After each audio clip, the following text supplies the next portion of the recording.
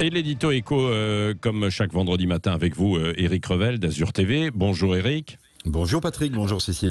Des nouvelles tout d'abord pour les entreprises, parmi les plus petites, parce que 75 000 de plus devraient être aidés. Oui, c'est ce qui a été annoncé hier. Alors vous l'avez peut-être suivi, très symbolique, la conférence d'Olivier Véran, ministre de la Santé, hier soir, accompagné de celui de l'économie, Bruno Le Maire.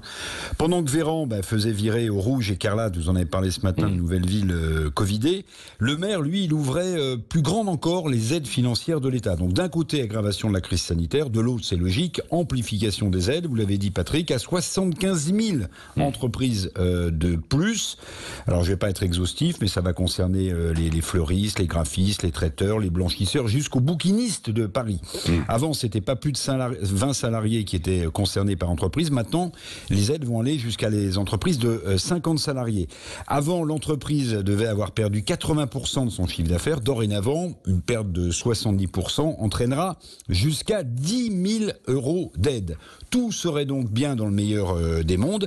Et d'ailleurs, les deux jongleurs d'hier, Véran et Le Maire, se renvoyaient, vous l'avez peut-être vu à merveille, la balle, sans faux rebond, et dans un bel unanimisme ministériel, jusqu'à la CPME, la Confédération des petites et moyennes entreprises, qui applaudissait des deux mains. Mais, parce qu'il y a toujours un mais là il est costaud le mais. Dans le détail, la grogne et l'angoisse des travailleurs indépendants, des TPE, des toutes petites entreprises, des micro-entrepreneurs, des travailleurs en libéral, cette angoisse monte.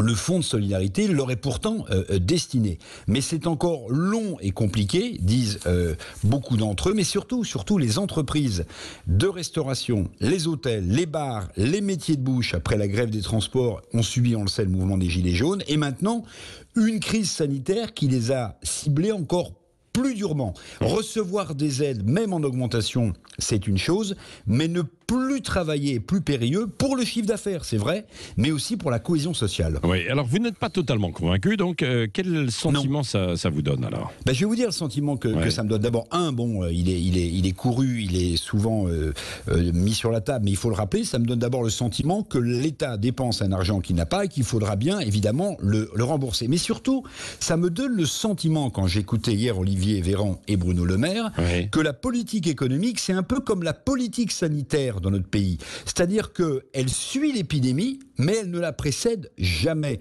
On est sans arrêt en réaction plus qu'en action. Alors c'est pas très rassurant pour les Français, parce que vous connaissez le proverbe légendaire, comme dit l'autre, si gouverner c'est prévoir. Alors en ce moment, il me semble que le manque de prévision, mais surtout le suivisme, donne une impression quand même, aussi bien au niveau sanitaire qu'économique, de flottement assez inquiétant. Merci à vous, Éric Revel.